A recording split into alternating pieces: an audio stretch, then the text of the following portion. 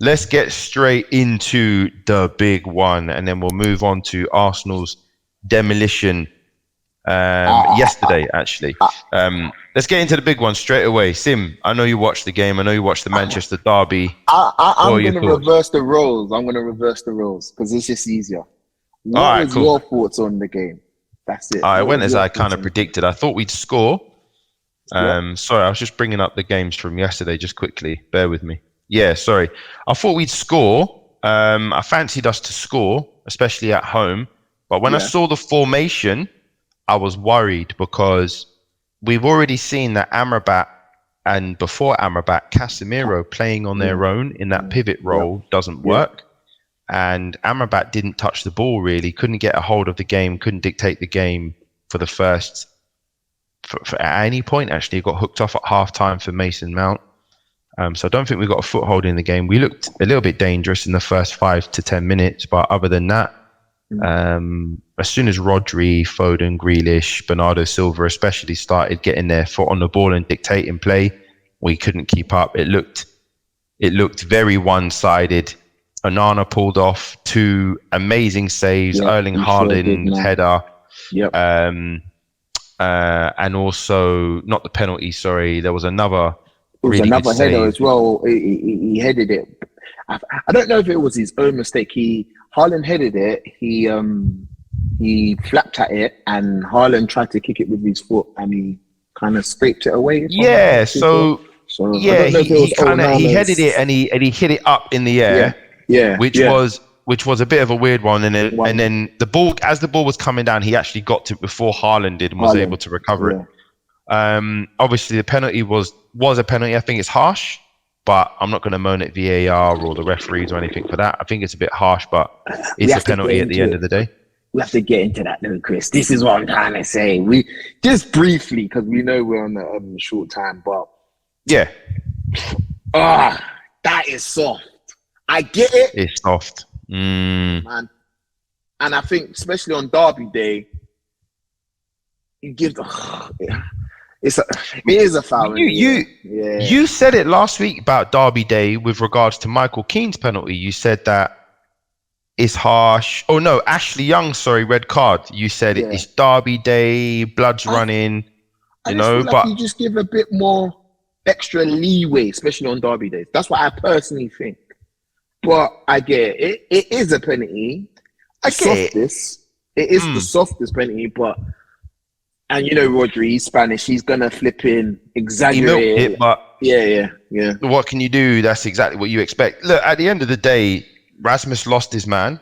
He's got the wrong side of Rodri. Rodri's bent his run. He's got his hand on him. But what I will say is that stuff happens all the time. It happens a lot for corners and set pieces. That stuff happens a lot. So I don't really know why they felt. Sorry, I'm just going to try to sort my thing out a little bit because it's being a bit jittery. There we go. I don't really. Yeah, look, we know why it was given. It's a penalty at the end of the day, but it's still really harsh. I think stuff like that happens in the box a lot and doesn't get called for, but maybe they will start calling it now. I don't know. Maybe you got to keep your hands down in the box. Don't know. Rasmus Haaland had a chance not long after that, though, to redeem himself when he was through one-on-one.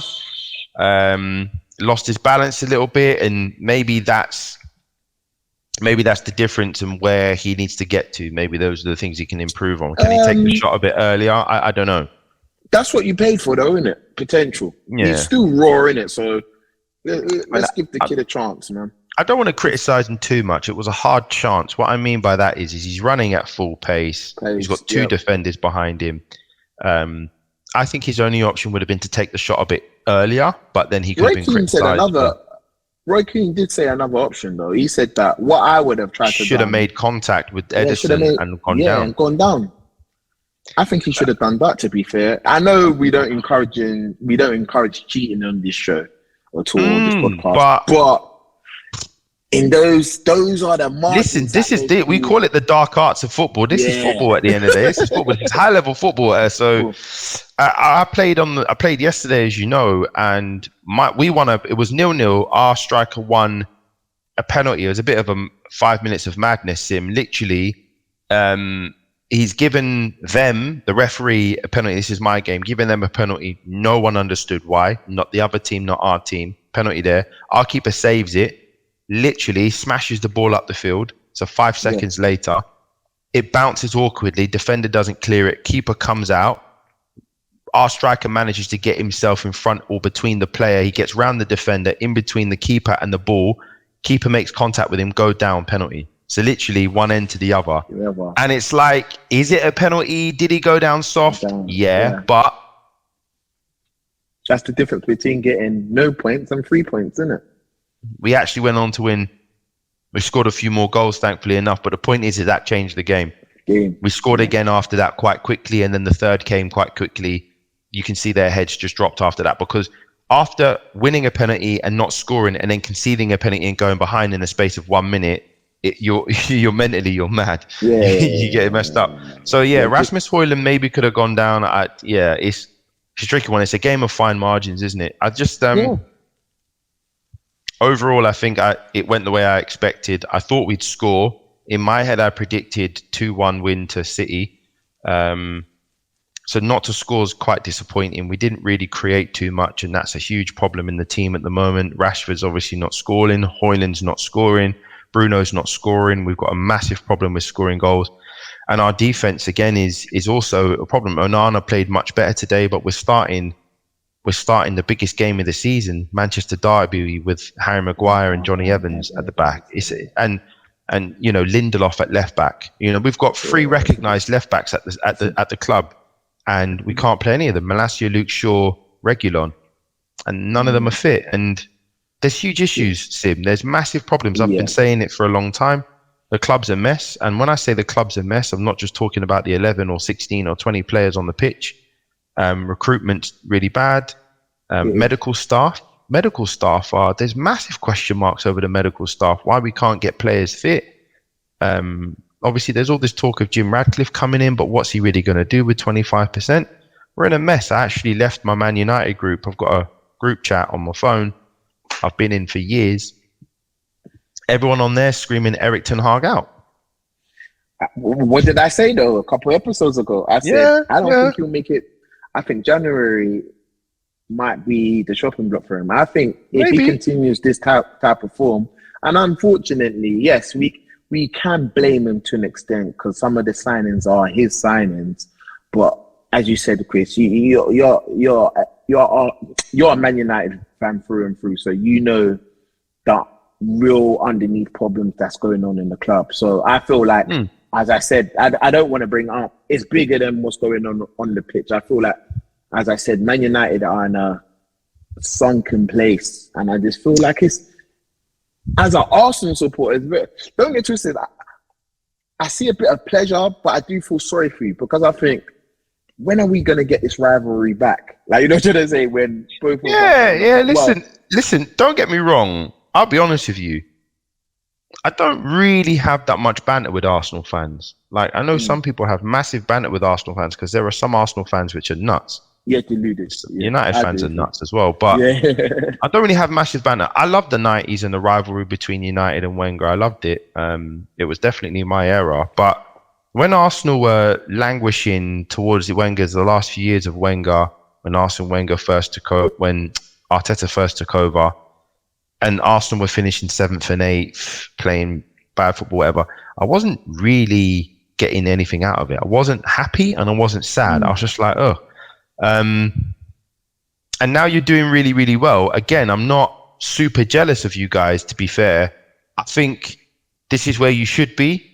And I like that. I like, no disrespect, I like big teams performing properly. Like Ajax at the moment, we mentioned them last week, are massively struggling, basically in relegation. They were beating a PSV Eindhoven 2-1 up until 50 minutes. And then by 60 minutes, they were down 4-2. Yeah, they lost 5-2. They lost 5-2. And it's a case of Ajax are seriously facing relegation. They could go down. But really and truly, does anyone in the Dutch... What's going on, Puz? Sorry. Does anyone in the Dutch league or anyone around the world want to see Ajax in the second tier of Dutch football? Don't get me wrong. There are probably plenty of teams that are like, one of the big ones have fallen. But I don't see any pleasure. I don't want to see all these rubbish teams. Like, for example, Yeah. I don't care about Burnley, Sheffield United, Luton. They're shit. No one wants Chris, to see it. Yeah. Let's stay on the topic. City, man. We got to give them their credit, man. I just feel that, as I said a couple of weeks ago on the show, I said to the guys, I said, when Rodri's in that team, he gets them ticking. But a big shout out to Bernardo Silva. He got man of the match. He ran the show, man. It sounds crazy. I know Kevin's that guy, but I thought Bernardo's that guy after Kevin in that team, if that makes sense. He gets them purring like a Ferrari. He gets that roar out of them. He dictates play. He gets around the pitch. He's very intelligent with his passing, man. Some of his passing and his football IQ is his movement. It's his movement off the ball. It's out of this world. I just think, how do you think of this stuff? But once again, dude, we got to give his flowers, man. I think it's the big man Pepper as well, because he has these type of players and he knows how to play them. And he always gets the best out of them. And I feel like today... Sorry. Yeah, no, Bernardo Silva made a run for Jack Grealish to shoot, and then it hit off Eriksen, went for a corner. Yeah. And he's taking 3 players with him. Yeah. And Jude Bellingham did the same in the international break when he took 2 players away for Rashford to open up. And it's those kind of seeing the bigger picture, unselfish movements, which are, they make a massive difference because, as you say, Bernardo Silva, Foden's got stuff like that. When they started to get hold of the ball, Sim, they took control of possession. You had Guardiola, Kyle Walker, and Ruben Dias sitting on the edge of sitting on the halfway line. We couldn't get out. We couldn't string 2 passes together. We couldn't get hold of the ball. By the time we did, we were shattered. They absolutely dominated us. And Bernardo Silva was brilliant today. I think his pass completion was in the near 90s. His runs, his overlaps, his control, the control of the ball. You can pass it to him at 100 miles an hour. And this you can pass it to him at 2 miles an hour. Brilliant player. I was saying to a lot of people in my other football group that those type of things you can't buy, man. It's in you. If you know what I'm trying to say, you can teach them type of things, but you can't really. Not every player has it, and I feel like with him, he hardly has a bad game. He hardly has a bad game in my eyes. Maybe. Yeah, I couldn't tell you the last time Bernardo Silva had a shit game. To be fair, you're right. You're absolutely right. So it's overall, Sim. I think Haaland was good today as well. He could have had a hat trick quite easily if it wasn't for Onana pulling off some good saves. I thought John Stones was good in there. Good rotation of the ball. Rodri kept the ball moving as well. Rodri never ever seems pressured. These kinds of Grealish as well. I'm in Grealish critic. He had a decent game. Grealish had a good game. Yeah, he came in. This is his first game he started in a while. We've waxed lyrical about Doku on here. So the whole team, to be honest, played really, really well. As much as I want to give credit to City, I personally also feel that we were just bad. Yeah. So no. You lot are in the mud.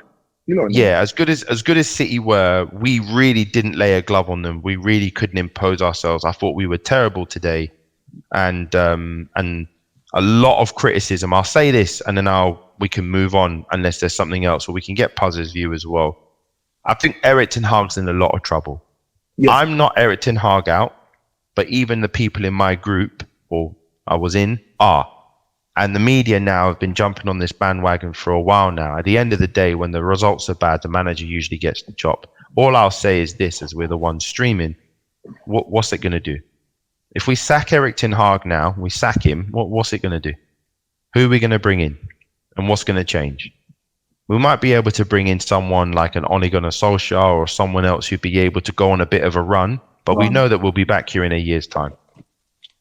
Nothing's going to change. And so I'm not all about sticking with him until we, have a crap season. But at the same time, this is far too early to be talking about sacking the manager. He does need to make some massive changes, though. Team selection today, I thought he got it wrong. Tactics, I thought he got it wrong today, and we got punished. And that's just not going to last. Anyway, Puz, did you just take your thoughts as well quickly? Welcome to the show, my man. Did you see the United City derby? What did you think?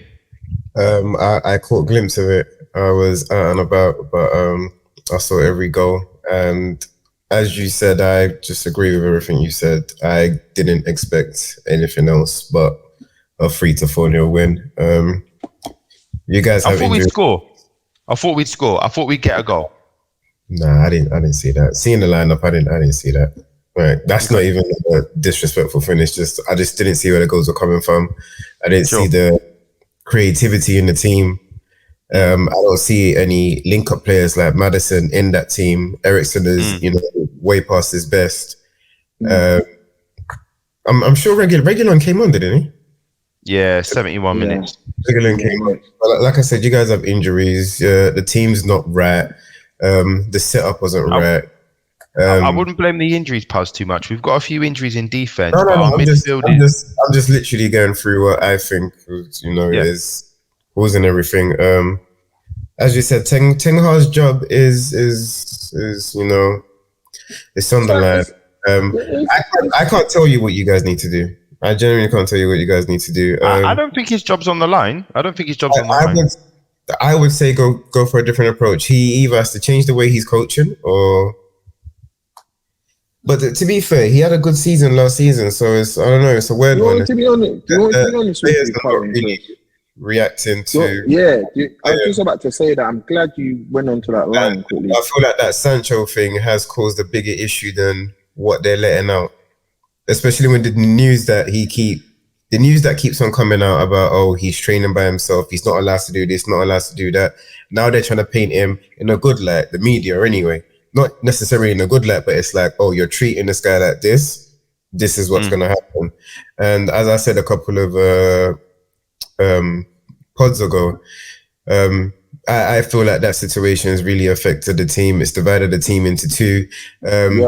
You may not look too deep into this, but me seeing, if I'm Andre Onana, he probably doesn't give a toss. But if I'm seeing my captain and a few other players go and see the previous goalkeeper, and you guys are all doing buddy, I don't know. It kind of sends the wrong message. You can go and see him, but just don't put the pictures on socials and make it look like But that's just me. I didn't see anything else but a 3-0, 4-0 win. I'm just not even happy that Haaland scored, and I'm happy from a fantasy team. But obviously, I still think he's a stat padder till tomorrow, 2 days. So after 2 days, I can start rating Haaland again. But no, all in all, great game by Manchester City. Poor game by Manchester United. Ten Hag needs new ideas. Because with these players, you can still make something work. They're not bad players. They're just not being coached right. In my opinion. As I said briefly before we go into the next segment, I believe there's a divide in that locker room right now. I believe a lot of these players have given up on the manager.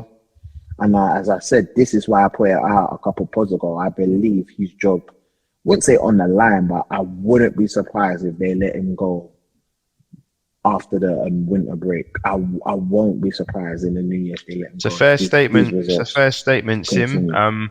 We've seen this before. We've seen the players give up and throw the manager under the bus. We saw it with Rangnick. We saw it with Jose Mourinho. We saw it with Oli as well.